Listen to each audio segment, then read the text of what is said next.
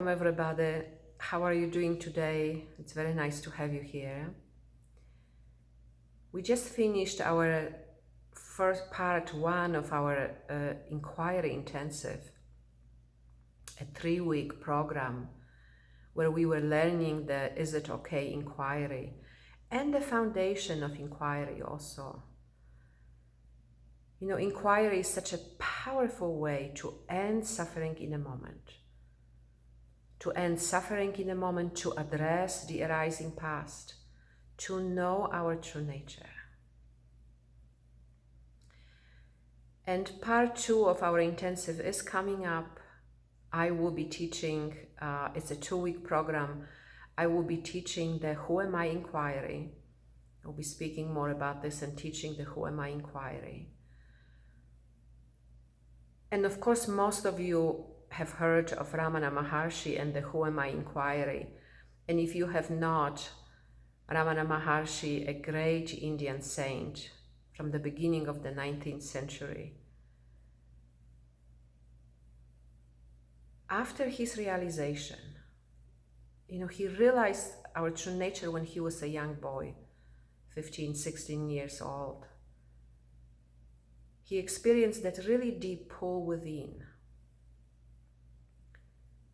And as he followed that pull, he eventually ended up in Tiruvannamalai, in the Arunachala Eshwara temple, at the feet of Arunachala. And he spent a really long time absorbed, deeply absorbed in the bliss of our true nature. And out of that absorption came a realization that all suffering is connected to us identifying ourselves as the I thought or the I sense that arises in presence.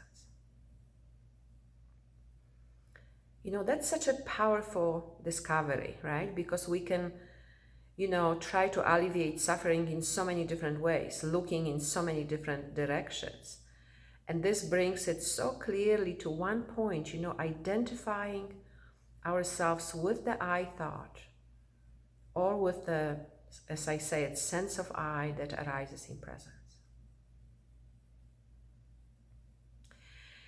The mechanism of projection makes it so that when that identification happens, almost immediately we experience suffering as caused by external circumstances, as caused by events in your life, in the world, other people, or caused by the inner states that arise here.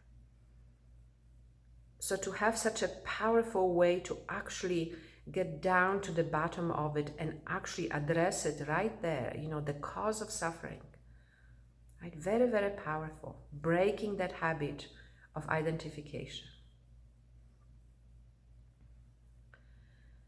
The sense of I arises in presence. And there is often a misunderstanding that we have to get rid of the sense of I. A misunderstanding, right? Get rid of the I, get rid of the mind, and actually that effort to get rid of the I or get rid of the mind, that itself is the I or mind. Good luck getting rid of the I. That's like getting rid of weather, right? The weather happens, right? The I arises in presence. There's really no problem with that as long as we don't believe, don't identify ourselves as that. So the Who Am I inquiry very directly addresses that, identification with the sense of I. And to be able to do that, we really have to identify and find that sense of I and be able to address it directly. And there is also a common misunderstanding with that inquiry.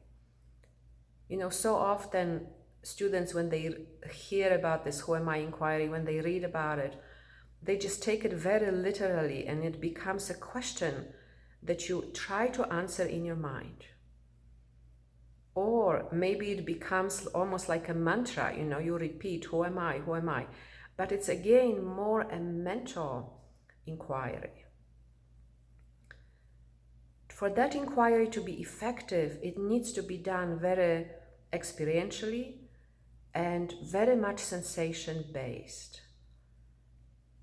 And I will be speaking about this in our upcoming intensive, and I will be teaching you how to, very practically and very sensation-based, how to practice this so powerful and so direct who am I inquiry.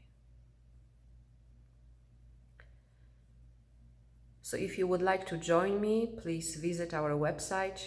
You can go to events and read about this and register there.